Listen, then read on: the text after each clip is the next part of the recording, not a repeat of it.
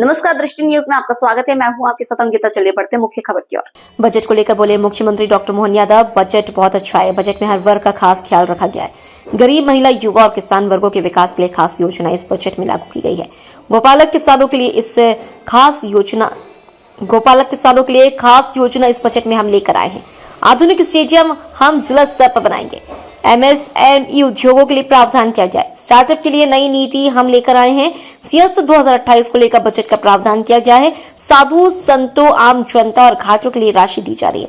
सरकारी बस के लिए 80 करोड़ रुपए की राशि का प्रावधान किया गया। उद्योगों के विकास के लिए हमारी सरकार खास ध्यान दे रही है। सरकार के द्वारा हमारे वित्त मंत्री श्रीमान जगदीश देवड़ा जी ने जो बजट प्रस्तुत किया है, ये हमारी सरकार का अद्वितीय बजट है। खास करके जिसके माध्यम से हमने सभी वर्गों की बेहतरी के लिए प्रयास किया है और जो 2047 की हमारी यशस्वी प्रधानमंत्री के माध्यम से $2 ट्रिलियन की जो इकोनॉमी है, अर्थात 250 लाख करोड़ का बजट का जो रोडमैप तैयार किया गया है, उसी सिलसिले में अपने बजट को 5 साल में 2 गुना करने का संकल्प लेकर हम धीरे धीरे आगे बढ़ रहे हैं। मुझे इस बात की प्रसन्नता है, इस दस्तावेज में केवल आंकड़े नहीं है, ये ठोस निर्धारित लक्ष्य है जिसके आधार पर व्यवस्थित प्लानिंग की गई है। गरीब, महिला, किसान, युवा सभी वर्गों की बेहतरी के साथ साथ ये बजट गांव, गरीब और खास करके व्यवस्थित प्लानिंग के भरोसे से मध्य प्रदेश विकास के मामले में एक नई, केवल सड़क पे चलने की स्थिति नहीं, हवाई उड़ान की तरफ आगे बढ़ेगा।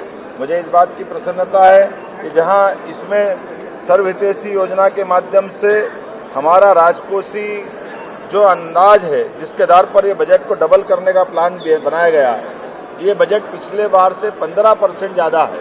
अर्थात 4,21,032 करोड़ का ये बजट है जो आज तक के सारे रिकॉर्ड से बाहर जा रहा है और एक अलग प्रकार की अपनी हमारी तरलता की, आर्थिक स्थिति की सुदृढ़ीकरण की बड़ी पहचान बन रहा है।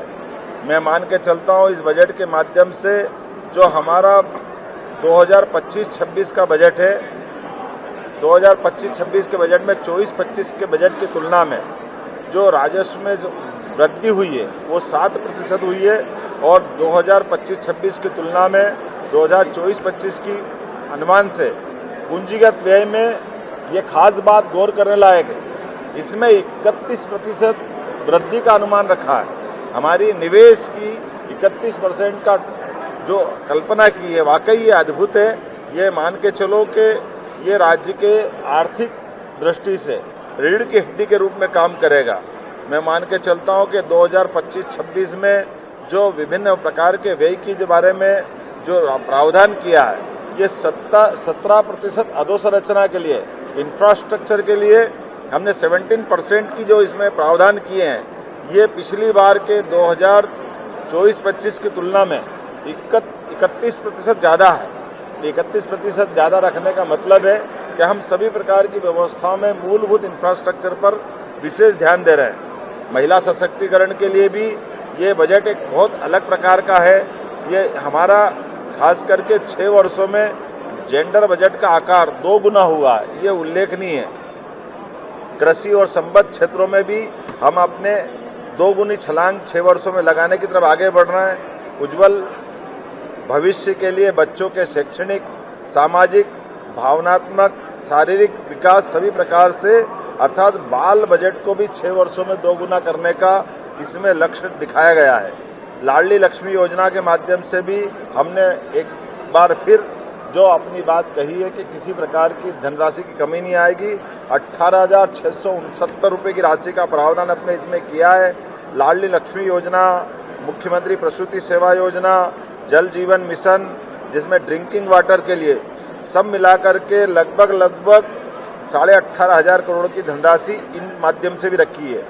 अटल कृषि ज्योति योजना के माध्यम से हमने 13,909 करोड़ का प्रावधान किया है। प्रधानमंत्री कृषक सूर्य योजना के माध्यम से लगभग 447 करोड़ की धनराशि इसमें रखी गई है। मुख्यमंत्री किसान कल्याण योजना के अंतर्गत 5,220 करोड़ की धनराशि प्रधानमंत्री फसल बीमा योजना के माध्यम से 2001 करोड़ की राशि,